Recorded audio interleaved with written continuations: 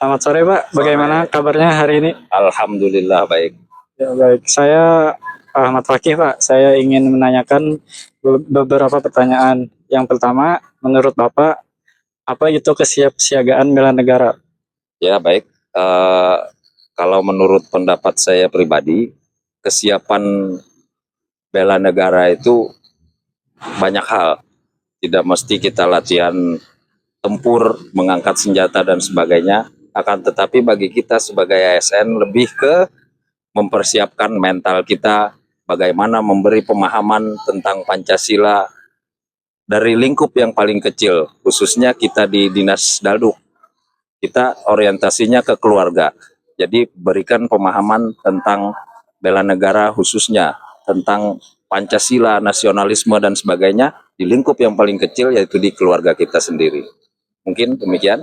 Baik Pak, kita lanjut ke pertanyaan kedua ya Pak. Menurut Bapak sendiri, kira-kira permasalahan yang sering terjadi di masyarakat kita saat ini apa aja ya Pak? Ya, khususnya lagi kembali ke dinas kita, Disdalduk, KBP 3A. Banyak sekali kasus-kasus yang sering kita temui sekarang. Salah satunya di kalangan remaja ada game online, judi online, apa ya, narkoba, seks bebas dan lain sebagainya. Kita ambil beberapa itu dulu lah. Demikian. Baik Bapak, untuk pertanyaan ketiga, menurut Bapak sendiri, bagaimana upaya yang bisa kita lakukan untuk mencegah atau mengatasi dari permasalahan tersebut, Pak? Ya oke. Salah satu upaya-upaya yang kita lakukan eh, kembali lagi kita ke Pancasila. Ada sila ke-1 yaitu ketuhanan yang Maha Esa. Lebih dalam lagi ke dalamnya ada tentang penanaman nilai akhlak.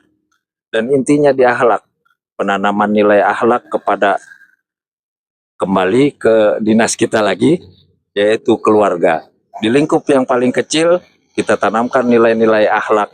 Dari situ sebagai benteng untuk menjaga kita, keluarga, bahkan nanti lebih luas kepada masyarakat, bangsa dan negara kita dari pengaruh-pengaruh buruk yang sering terjadi saat ini. Apa yang Mas Faiz ketahui tentang kesiapsiagaan bela negara?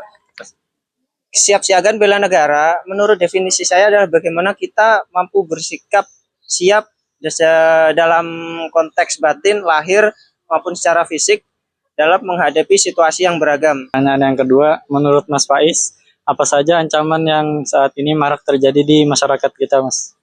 Kalau di masyarakat hari ini tuh mungkin berkaitan dengan terorisme, hoax, berita palsu itu. Terus yang kedua mungkin berkaitan dengan kenakalan remaja dan juga korupsi mungkin di kalangan birokrat pemerintah. Oke, Mas Faiz. Yang ketiga, menurut Mas Faiz, dari sekian banyak yang Mas Faiz sebutkan tadi, bagaimana cara mengatasi dari permasalahan tersebut?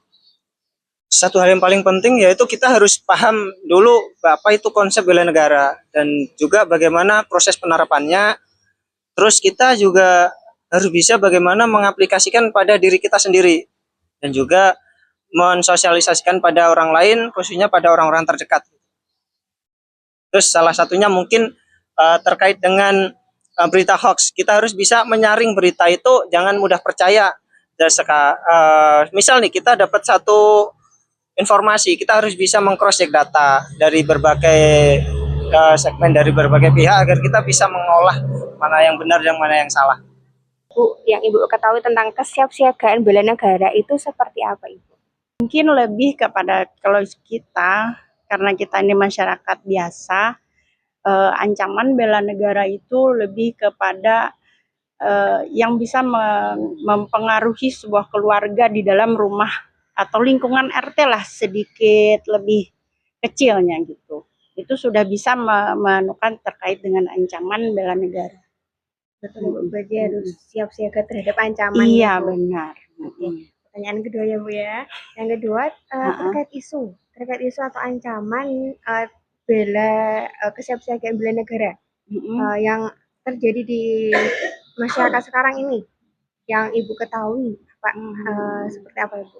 isu? Kalau isu yang kayaknya lebih, ini kan keterkaitan sesuai dengan apa yang saya hadapi di dalam masyarakat, itu kebanyakan dalam keluarga sih. Ancaman yang terberat itu misalnya pembulian anak, terus terlalunya pergaulan bebas, dan mudahnya mereka memperoleh barang-barang seperti narkoba tadi.